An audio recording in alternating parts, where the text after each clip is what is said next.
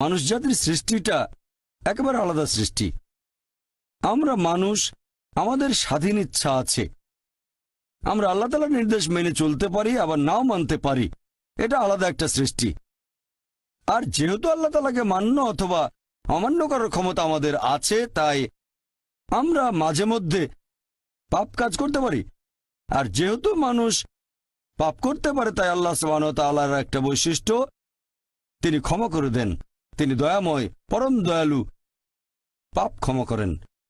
যদি আমাদের কোনো স্বাধীন ইচ্ছা না থাকতো, তাহলে আল্লাহ সুবহানাহু ওয়া তাআলার সব নির্দেশ মেনে চলতাম, আর ফেরেশতাগণের সাথে আমাদের কোনো পার্থক্য থাকতো না। ফেরেশতাগণ আল্লাহ সুবহানাহু ওয়া তাআলার সৃষ্টি, তবে তাদের কোনো স্বাধীন ইচ্ছা নেই।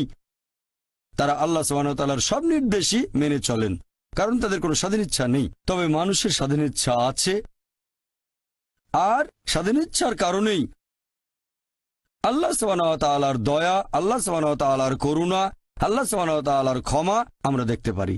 আরও একটা বৈশিষ্ট্য আল্লাহ সুবহানাহু ওয়া তাআলার পবিত্র কোরআনে আছে, তিনি ভালোবাসেন। আর আল্লাহ সুবহানাহু ওয়া তাআলা পবিত্র কোরআনে অনেক জায়গায় বলেছেন যে আল্লাহ তাদের ভালোবাসেন যারা তাকে বিশ্বাস করে, যারা ধৈর্যের সাথে অপেক্ষা করে, ন্যায়নিষ্ঠ কাজ করে, ধর্ম পালন করে, যারা ধৈর্যশীল আর অধ্যবসায়ী হয়, যারা তার কাছে আসে এবং যারা তাকে বিশ্বাস করে। আল্লাহ পবিত্র কোরআনে বলেছেন, সূরা আলে ইমরান অধ্যায় নম্বর 3 আয়াত নম্বর 31, আল্লাহ বলছেন সর্বশেষ চূড়ান্ত নবী মুহাম্মদ সাল্লাল্লাহু আলাইহি সাল্লামকে, তাকে বলছেন যে বলো, যদি আল্লাহকে ভালোবাসো আমাকে অনুসরণ করো, আল্লাহ তোমাদের ভালোবাসবেন আর তোমাদের অপরাধ ক্ষমা করবেন। আমাদের নবীকে নির্দেশ দিয়েছেন স্রষ্টা আল্লাহ সুবহানাহু ওয়া তাআলা মানুষকে বলার জন্য যে আল্লাহকে ভালোবাসলে তোমরা আমাকে অনুসরণ করবে, মানে নবীকে। আল্লাহ সুবহানাহু ওয়া তাআলা তোমাদের ভালোবাসবেন আর তোমাদের অপরাধ ক্ষমা করবেন।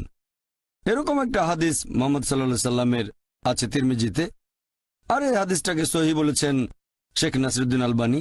সহিহ তিরমিজি হাদিস নাম্বার 3540, সেখানে প্রিয় নবী মুহাম্মদ সাল্লাল্লাহু আলাইহি সাল্লাম বলেছেন, যদি আল্লাহর কাছে যাও, আল্লাহ বলেছেন যদি আমার কাছে আসো আমি তোমাদের ডাকে সাড়া দেব, আর যদি তোমরা ক্ষমা প্রার্থনা করো আমি তোমাদের ক্ষমা করব। যদি তোমাদের পাপ আকাশের মেঘ ছুঁয়ে যায় তারপরও ক্ষমা করব। যদি তোমাদের পাপ এই পৃথিবীর মতো আকারে বিশাল হয় তারপরও আমি তোমাদের ক্ষমা করার জন্য প্রস্তুত থাকব, যদি আমার কাছে ক্ষমা প্রার্থনা করো আর আমার সাথে কাউকে শরিক না করো। তার মানে আপনি যে পাপই করেন, যদি আল্লাহর কাছে ক্ষমা প্রার্থনা করেন, আন্তরিকভাবে অনুশোচনা করেন, যদি আল্লাহ তাআলার সাথে অন্য কাউকে শরিক না করেন, শিরক না করেন, আল্লাহ সুবহানাহু ওয়া তাআলা আপনাকে ক্ষমা করবেন।